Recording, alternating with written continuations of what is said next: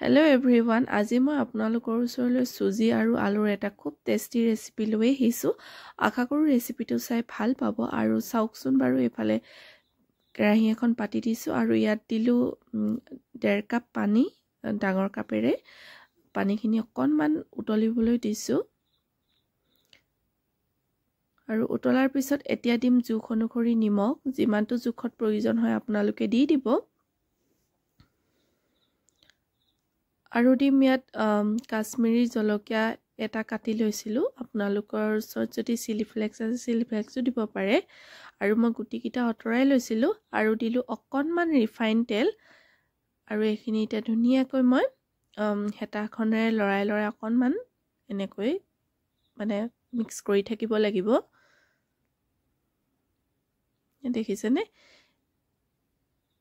আৰু এতিয়া দিম এই কাপটোৰে সৰু কাপটোৰে 1 কাপ সুজি। আপোনালোকে যদি এনেকৈ দিব নিবিচাৰে তেতিয়াহ'লে কম পৰিমাণত দিব, তেতিয়া গোটা বান্ধি নাযায়।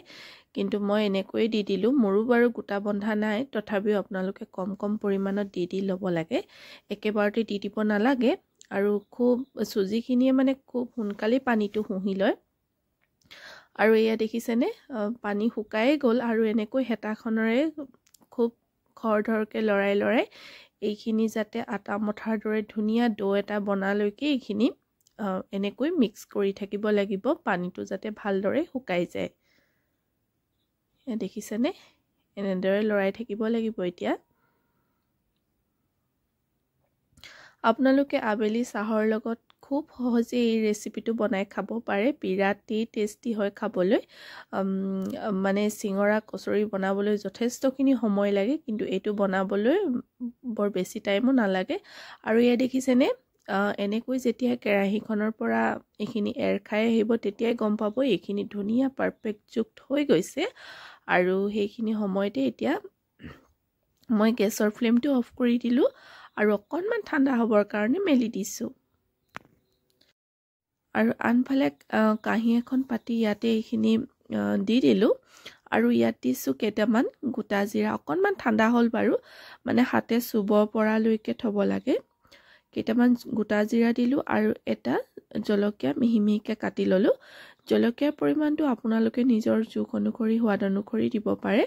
আৰু দিলোঁ কুটি লোৱা অকণমান ধনিয়া পাত অকণমান সৰহকৈ দিছোঁ মই, যিহেতু খাবলৈ ভাল লাগে। আৰু এইফালে দিলোঁ 2টা বইল কৰি লোৱা আলু, মই ৰুকনিত ৰুকি মিহি কৰি লৈছিলোঁ। আপোনালোকে পিটিকিও ল'ব পাৰে। পিটিকি ল'লে কি হয়, কেতিয়াবা অকণমান মানে গোটা নিচিনা হৈ থাকে, সেইকাৰণে ৰুকি ল'লে বেছি ভাল হয়। আৰু দিলোঁ এচামুচ ৰিফাইন অইল। আৰু এতিয়া এইখিনি ধুনীয়াকৈ মঠি ল'ব লাগিব, ডো এটা বনাব লাগিব আটা মঠাৰ দৰে। আৰু এই দেখিছেনে ধুনীয়াকৈ যাতে মিক্স হৈ যায়, সেইকাৰণে ভালদৰে আপোনালোকে হাতেৰে পিটিকি মিক্স কৰি ল'ব। আৰু এয়া চাওক ধুনীয়াকৈ এইখিনি ডো এটা বনাই ল'লোঁ। আৰু দিম এতিয়া, প্ৰথম মিক্স কৰোঁতেই দিব লাগিছিল বাৰু, জিৰা গুড়ি 1/2 চামুচমানৰ জোখত দিছোঁ। জিৰা গুড়িখিনি দিয়াৰ পিছত এতিয়া খুব ধুনীয়াকৈ এইখিনি ভালদৰে যাতে মিক্স হৈ যায়, সেনেকৈ ভালদৰে এইখিনি মিক্স কৰি ল'ব লাগিব।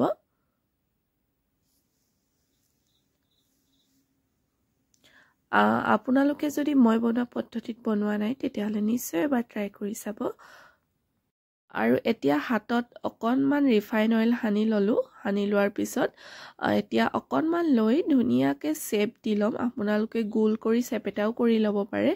মই কিন্তু এইটো চিলিণ্ডাৰ নিচিনা চেপ দিছোঁ, দেখিছেনে?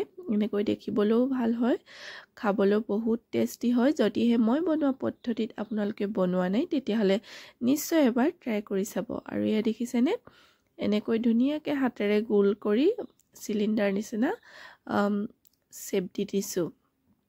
আপোনালোকে নিজৰ পচন্দ অনুসৰি যিকোনো চেপেই দিব পাৰে বাৰু। এয়া দেখিছেনে?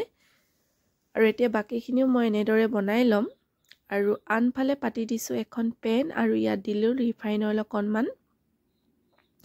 মই তেলটো বৰ বেছিকৈও দিয়া নাই, মানে অকণমানেই দিছোঁ, একেবাৰে উপঙাই তেনেকৈও পুৰিলে মানে কি হয় বৰ ভাল নালাগে খাবলৈ। সেইকাৰণে এনেকৈ কম পৰিমাণত তেল দিয়ে এইখিনি এটা এটাকে দি দিছোঁ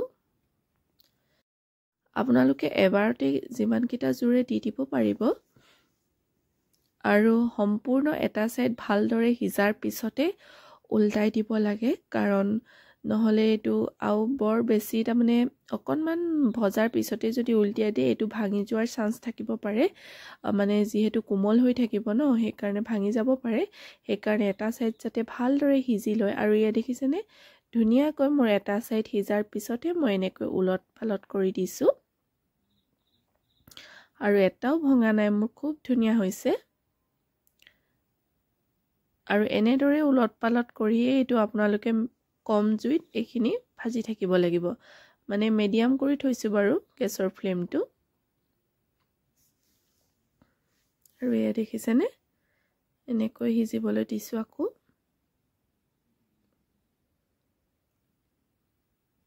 ঘন ঘনকে মানে এনেকৈ এতিয়া তাৰ পাছত আকৌ ঘন ঘনকে আপোনালোকে এনেকৈ উলট পালট কৰি থাকিব চাব যাতে চাৰিওফালে ধুনীয়াকে এইখিনি সিজি যায় আৰু মোৰ খুব ধুনীয়াকে সিজি গ'ল এইখিনি